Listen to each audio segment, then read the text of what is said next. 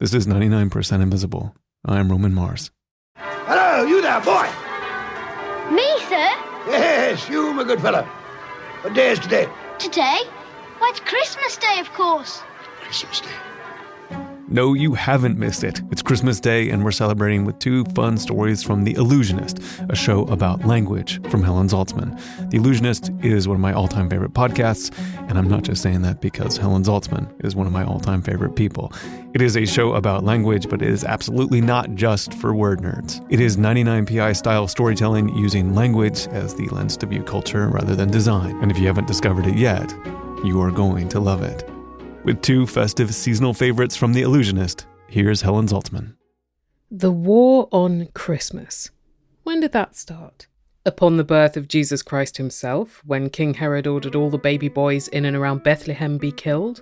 In 1644, when Oliver Cromwell's Puritans passed an ordinance prohibiting Christmas celebrations in England? In 1659, when the Massachusetts Bay Colony Puritans managed to get Christmas banned for 22 years for being a pagan festival? Or was it in 1998, in Britain's second largest city, Birmingham?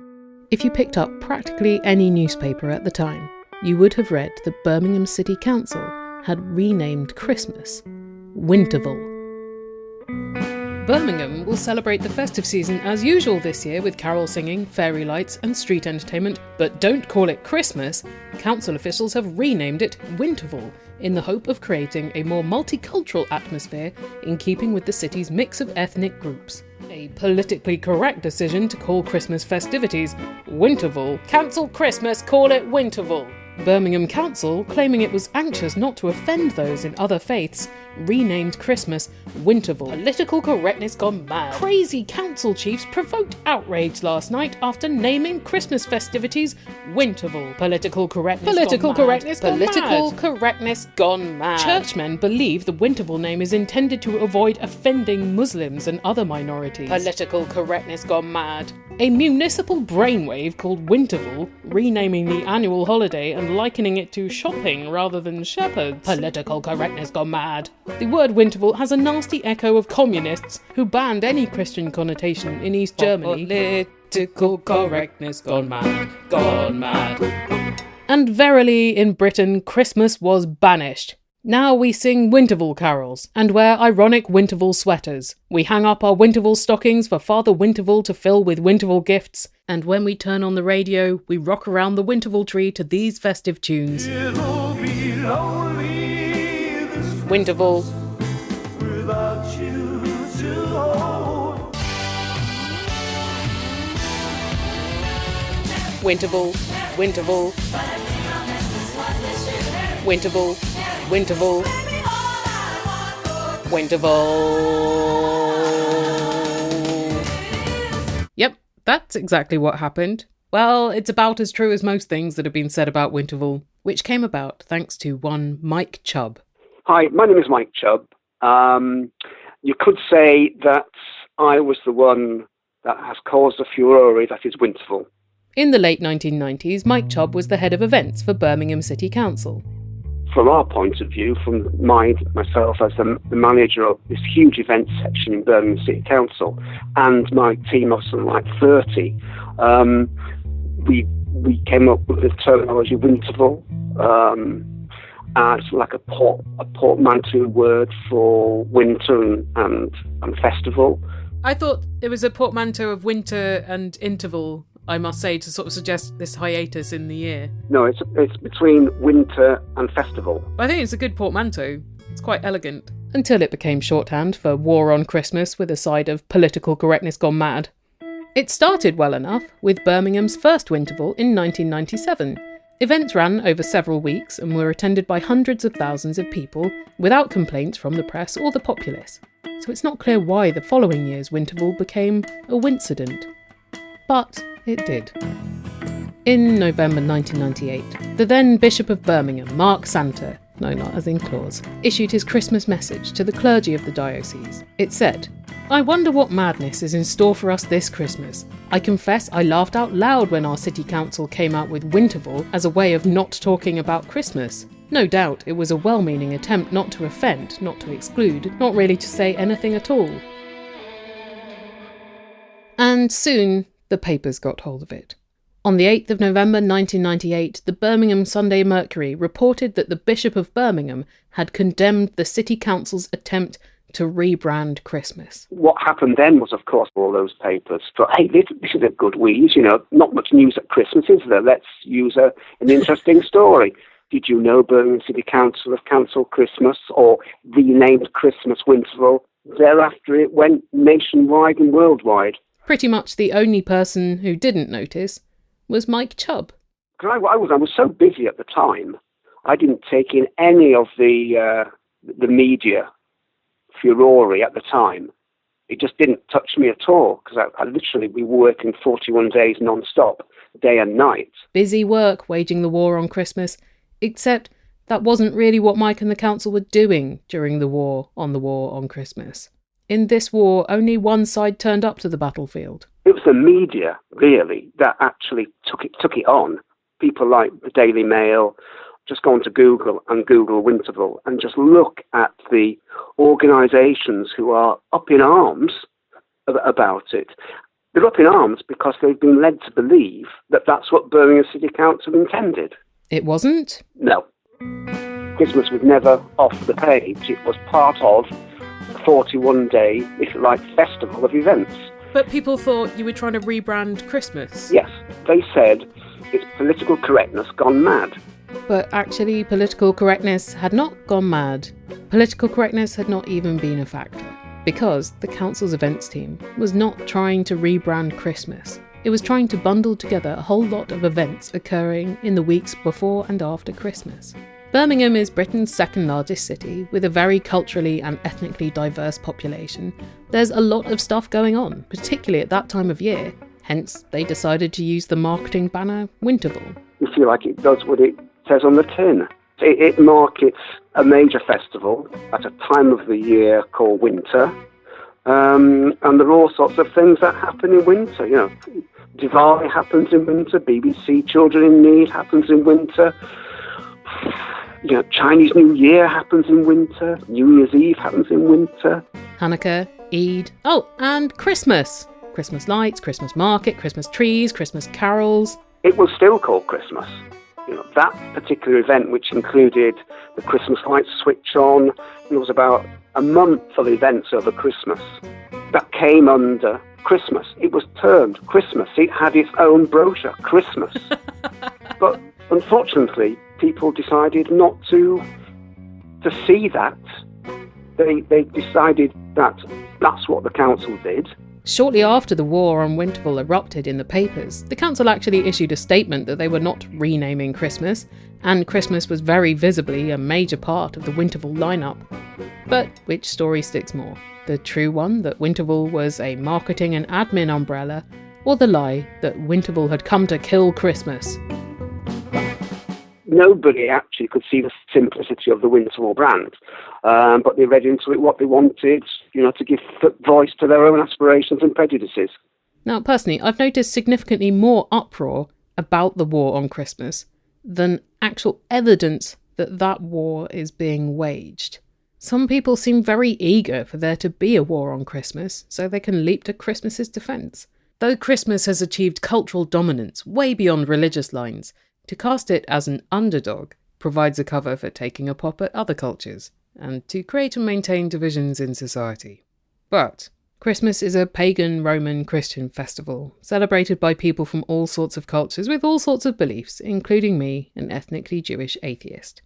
Christmas is not threatened by multiculturalism. It is multicultural. People don't like change. They're scared of change. And to a certain extent, Winterval was used as an example of a change that's gone too far, because they misread what the organisers are trying to do. And they continued to misread it. After 1998, Birmingham didn't run Winterval again, but in the following years, the Winterval myth was repeated dozens of times in Britain's national newspapers. In fact, in 2011, after running another such piece, the Daily Mail had to print a retraction saying that Winterval did not rename or replace Christmas. But too little too late, Winterval had already become the byword for political correctness gone mad. And it still continues. Just a few weeks ago in the British Parliament, Shailesh Vara, the Conservative MP for North West Cambridgeshire, told Prime Minister Theresa May that minority communities should respect the views and traditions of mainstream Britain. And that means Christmas is not winterval and Christmas trees are not festive trees. I do agree with my honourable friend. Well, we can all agree with him that Christmas is not winterval, since it never was winterval. And it's so simple. It's not difficult. It's just certain people just decide to say what they want to say. Maybe they want to create a bit of a stir because it sells papers. But in a way, as a marketing story, it is very successful because the brand really clung on. If you just called it, I don't know, Birmingham Winter Holidays, no one would... Oh, yeah. Yeah, I mean, yeah, absolutely. It's just unfortunate that the brand had been so misinterpreted. That's right, yeah. If you had your time again, would you do it differently? No. Good for you. People have got to experiment, they've got to introduce, and the public need to be introduced to new, exciting initiatives. Because otherwise we're just going to live in a very dull society.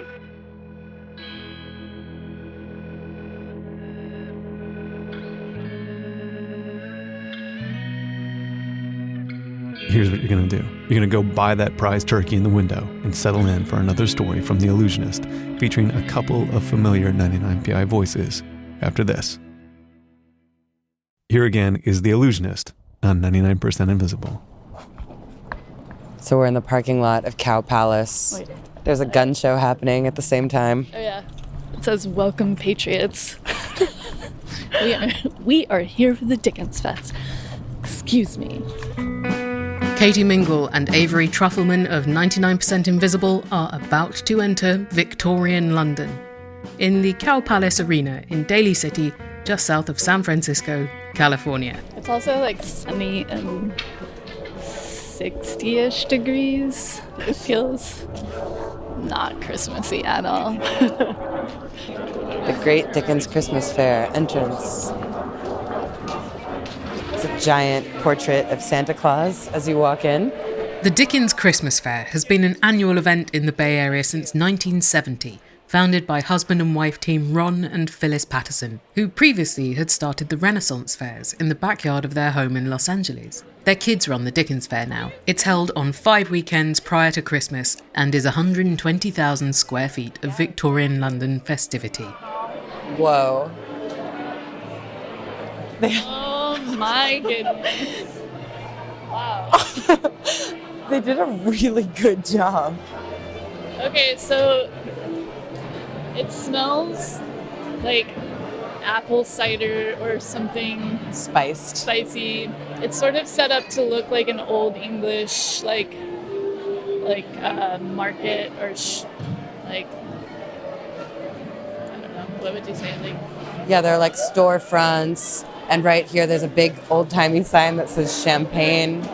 And they're like barmaids serving champagne. And they're British. Oh my God, Helen, there are British flags everywhere. All along the ceiling. It looks like a film set of a street. The streets are named things like Nickleby Road, Cratchit's Yard, Pickwick Place, Fezziwig's Dance Party. yeah, we do have a map. Do you have a map? Hand-painted map. So we're on Nickleby Road right now by Charles Dickens' house. The streets are thronging with people in different interpretations of Dickensian costume. Not compulsory for attendees, but encouraged. Oh yeah, that baby is like wrapped in a potato sack. Like that man actually took his baby, put dirt on its face, wrapped him in a potato sack, and brought him to the Dickens Fair. The Dickens Fair's London is also inhabited by scores of volunteers in well-researched period costumes. Before the event, they've been taught relevant history, given vocabulary guidelines, and chosen names from a selection of approved Dickensian names. I'm sorry. Do you want to tell us your name? Oh, yeah.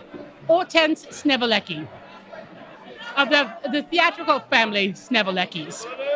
Oh, and there are English accents, which I thought were all right. You go straight down until you hit the docks. And if you go any further, you're going to hit the Thames. You don't want to hit the Thames. there's a Thames here.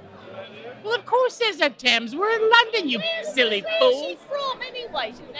I don't know, but they're giving me that look that says, ooh, you've been having a little too much laudanum, haven't you, Missy?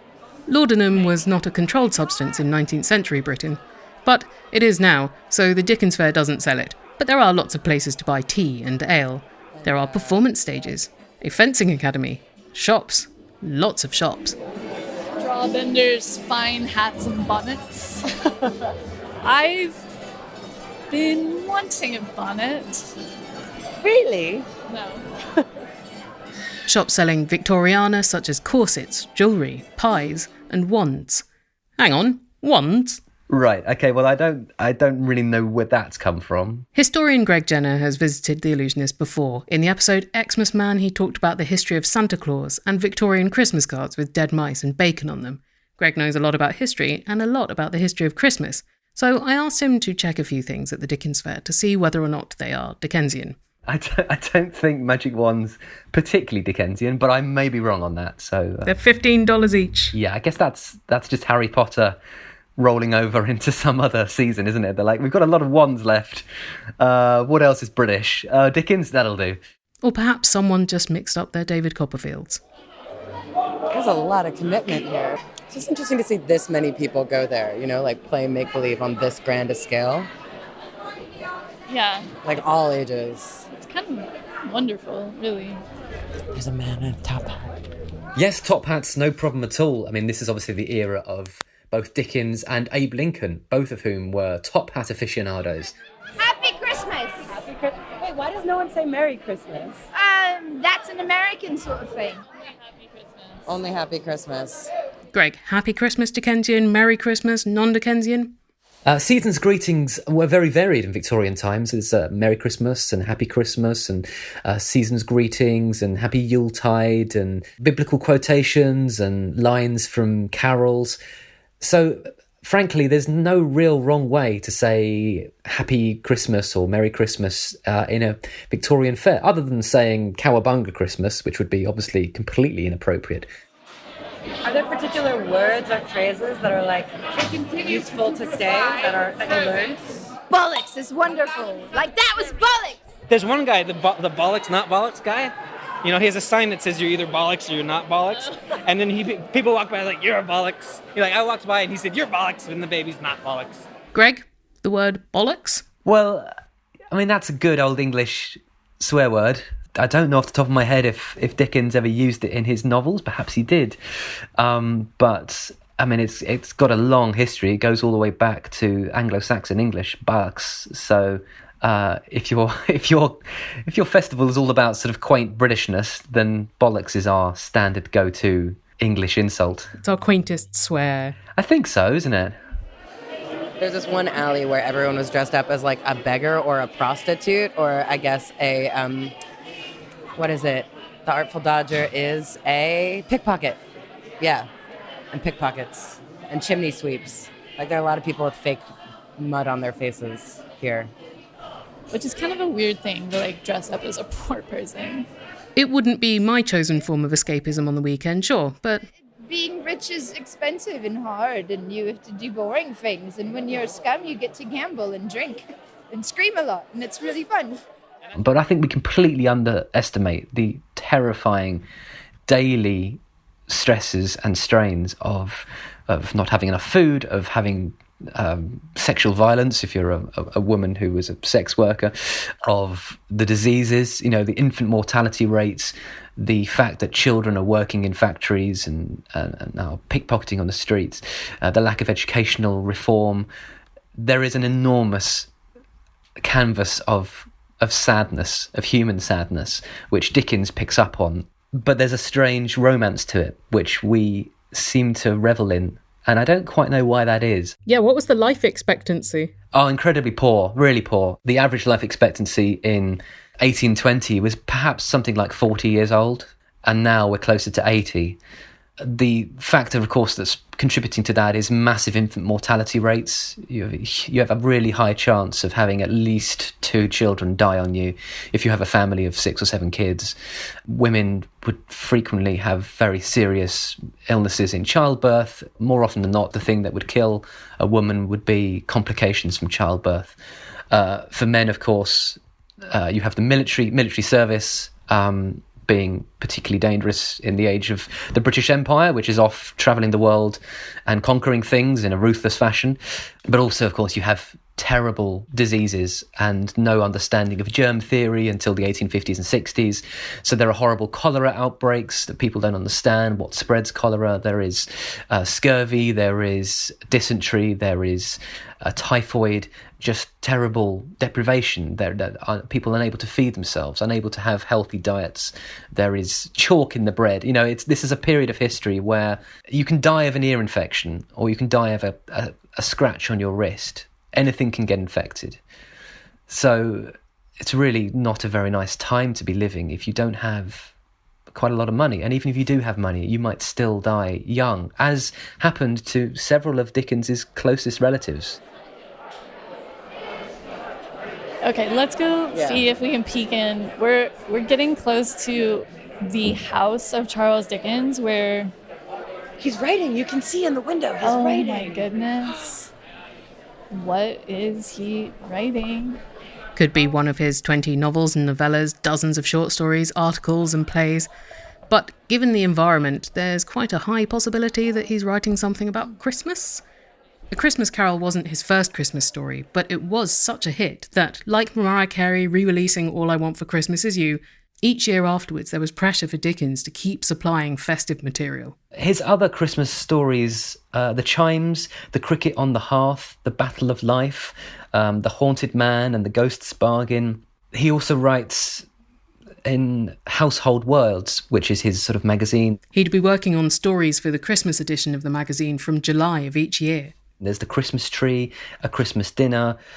There's a very sad essay written in 1851, the year in which 4 of his family members die, called What Christmas Is As We Grow Older, which is a kind of tribute to them, but also a calling out in defence of Christmas and saying Christmas is about looking forward and hope and hoping for a better future, while at the same time remembering those who've gone before. So he returns to Christmas many times in his career, and indeed Great Expectations starts with a Christmas scene, but none of those matched the success of A Christmas Carol. A Christmas Carol is by far and away his best, his most defiantly popular and most influential Christmas story. How many other books have been adapted hundreds of times for film and TV? The popularity of A Christmas Carol has never waned. It was an absolute smash hit straight away. It was published on the 19th of December 1843, and by Christmas Eve it was already sold out.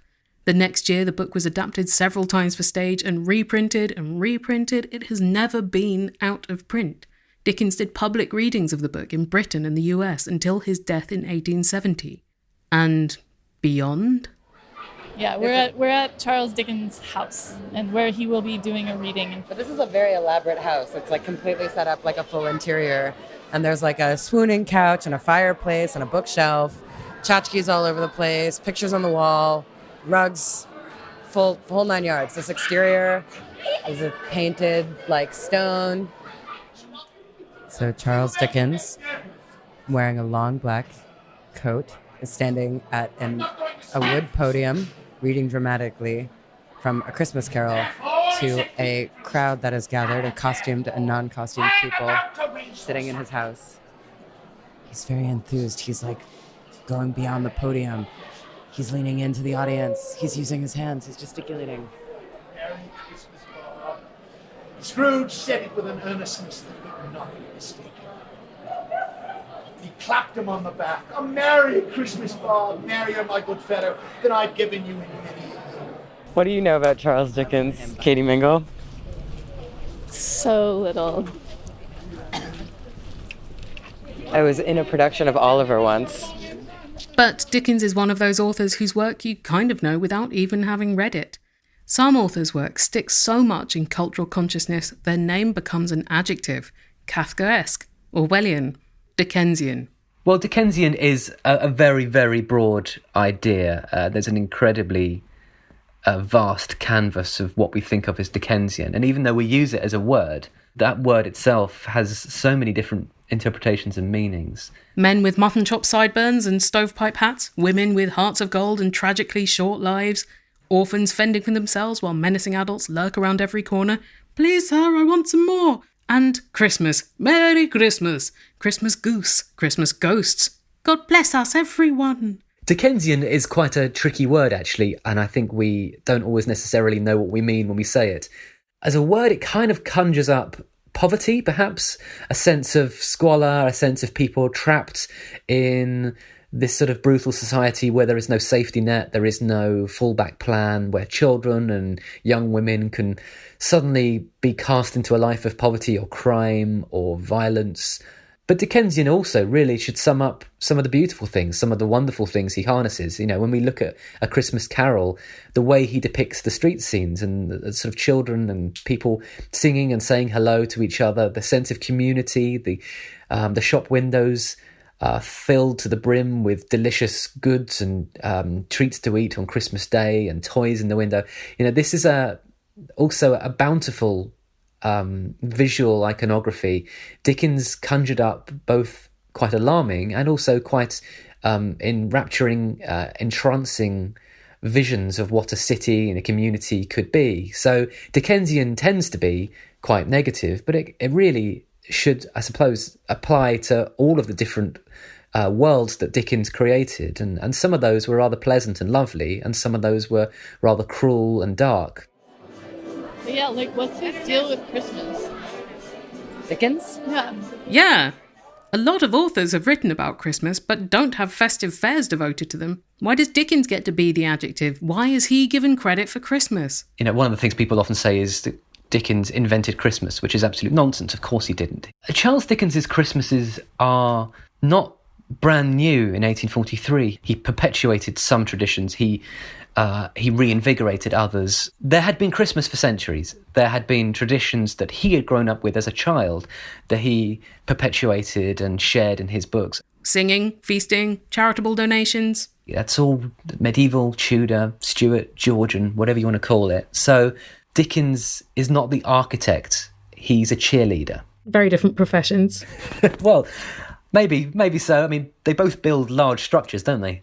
A Christmas Carol landed at a time when there was a trend for nostalgia. The 19th century is an era where you have many folklorists and antiquarians taking an interest in the old ways. There is definitely, in the 19th century, this idea of a mythologized past, of the Tudor era being the sort of halcyon days. Just as we have Dickensian festivals in San Francisco and we look back to the Victorians looked back to the Saxons and the Normans and the Tudors as a kind of glory days of simplicity where the good old days of Christmas were much more pleasant. And because in some ways the Victorian Christmas is a reaction to industrialization, the trauma of enormous economic thrust, of people moving from the countryside into the cities, of communities being broken up, of dark satanic mills, of factories, of trains and industry, of the British Empire expanding and people being separated by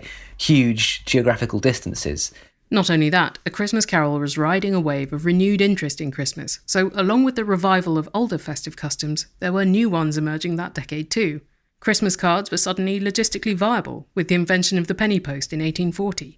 Christmas trees also became popular around then. King George III's German wife had introduced them to Britain in the late 1700s, so they weren't completely new, but they were newly fashionable when, in 1848, Queen Victoria, Prince Albert and their children posed in front of theirs for the Illustrated London News.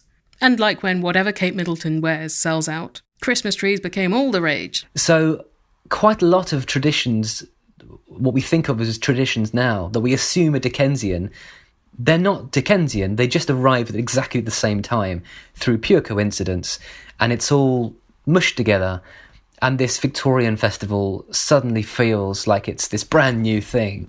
But it's not, it's a continuity with some extra additional elements, and the capitalism ramps it all up. Christmas is a commercial economy, without parallel. It's incredibly capitalistic.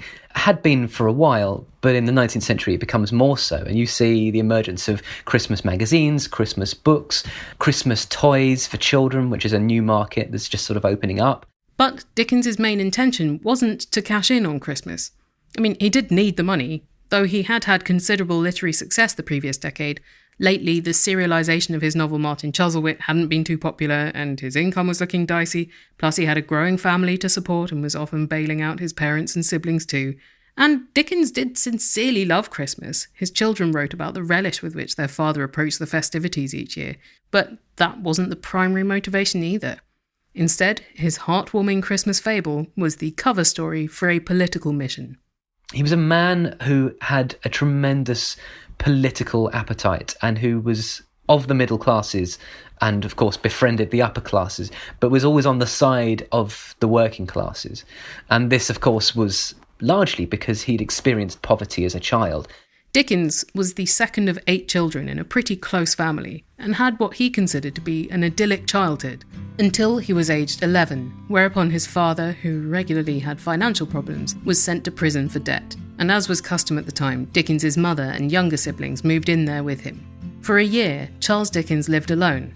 He had to quit school and work 10-hour days, 6 days a week at a boot-blacking factory.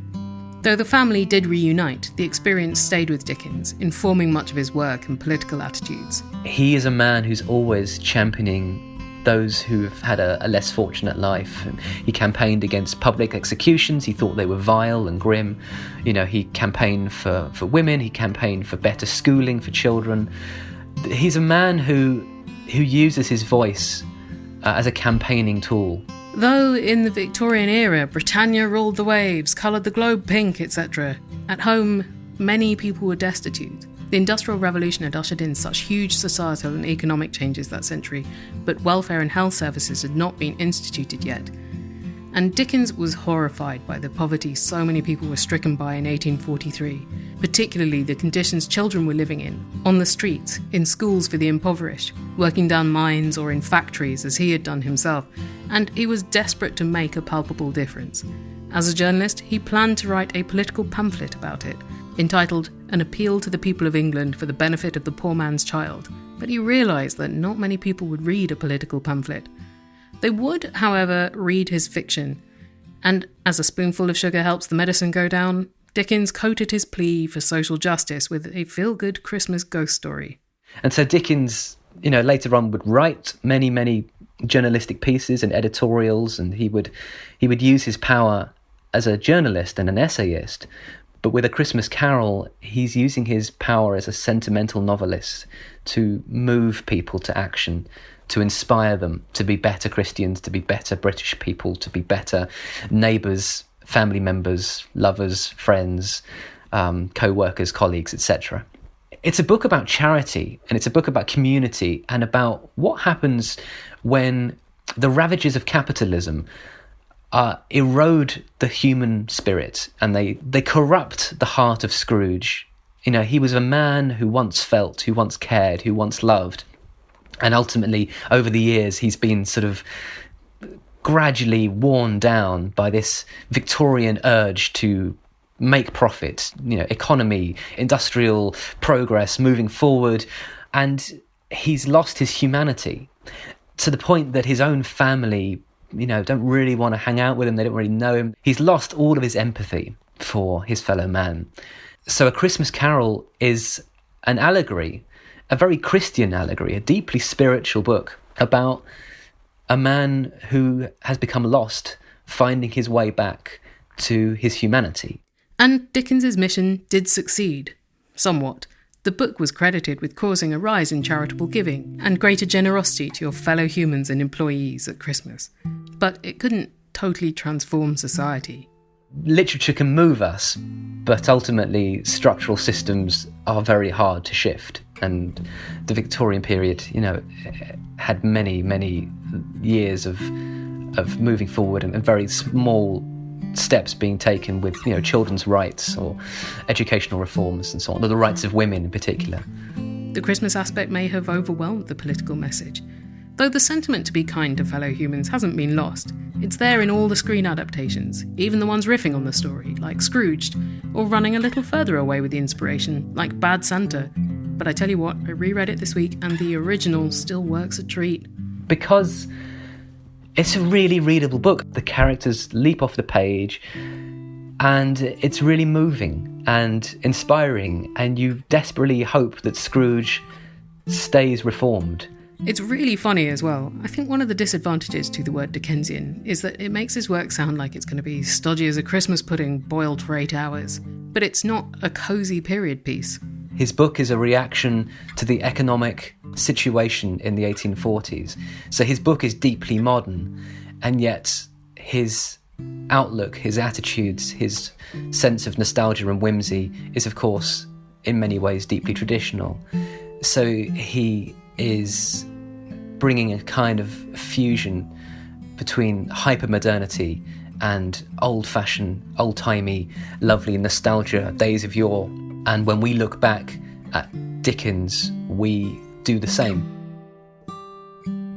The Allusionist is produced by Helen Zaltzman with music and production by Martin Ostwick. It is a member of Radiotopia, and you should subscribe to it immediately and thank me for the suggestion. We'll have a link on the website and in the show notes.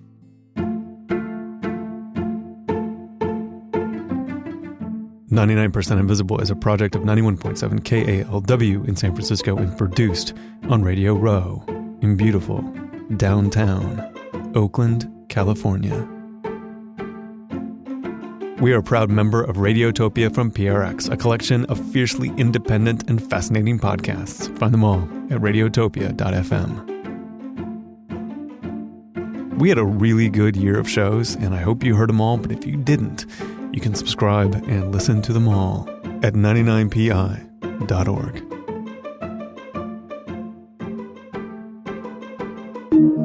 Radiotopia.